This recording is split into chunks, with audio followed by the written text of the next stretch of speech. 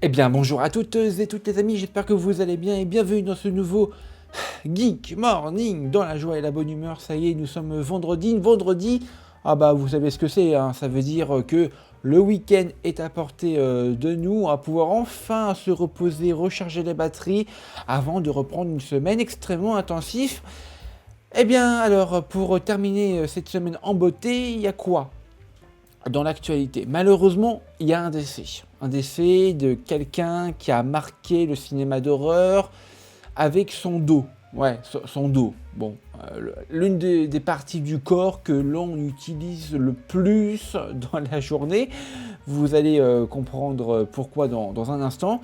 On va parler de Death Stranding, parce que ça y est, hein, oui, nous sommes à quelques encablures de la suite de Death Stranding 2 on the Beach, qui va sortir le 22 juin prochain en exclusivité console PlayStation, sur PlayStation 5 donc, et bah, les choses s'accentuent en termes de chantier, de projet. Souvenez-vous, un long métrage avait été annoncé, bien ça ne s'arrête pas là, et on terminera avec The Penguin, qui est donc la série avec Corinne Farrell, DC Comics, hein, voilà, sur Max, qui va redevenir HBO Max d'ailleurs dès cet été. Bref, vous êtes prêts les amis? Let's go pour un nouveau Geek Morning.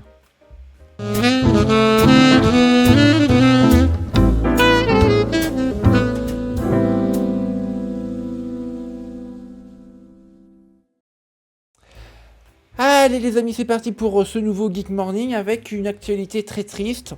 Et oui, un acteur est décédé. Malheureusement, ça arrive. Mais là, quand même, les fans de Chucky sont malheureusement en deuil.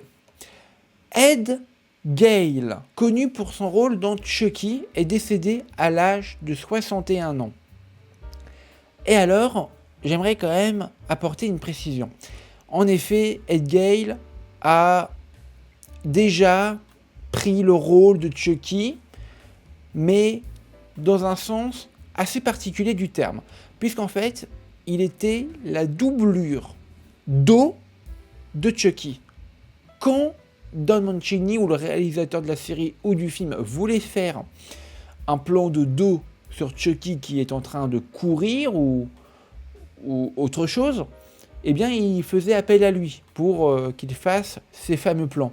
Et comme vous pouvez le voir, cette personne était atteinte de nanisme, ce qui était donc, entre guillemets, idéal pour qu'il intègre parfaitement le rôle de Chucky. Pour la série Chucky, ils ont fait appel à des enfants. Voilà, pour les plans latérales, pour les plans de dos, évidemment, et ou les plans un peu plus techniques, on va dire, qu'une poupée ne peut pas faire. Voilà, parce que sur le plateau de Chucky, la série Chucky, il y avait en moyenne une dizaine de marionnettistes pour faire animer, bouger, parler Chucky. Voilà. Et dans les différents films, il y a eu 8 films, je crois, Chucky, ils ont eu recours en effet à des marionnettistes, mais aussi à des recours techniques comme celui-là. Voilà. Donc l'acteur est malheureusement décédé. C'était un visage connu et singulier de la franchise Chucky. Voilà. Toutes mes pensées vont évidemment à ses proches et à sa famille.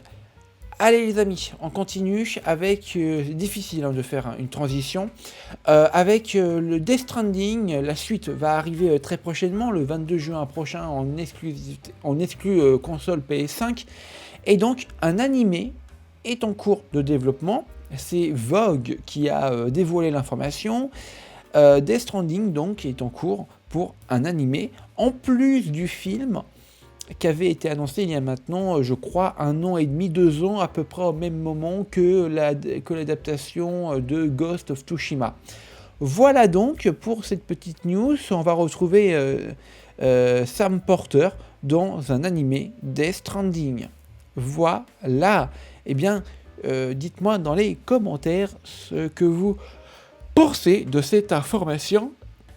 En tout cas, moi, j'ai quand même très hâte de voir ce que ça peut donner en animé, mais aussi en live actions. Voilà, voilou.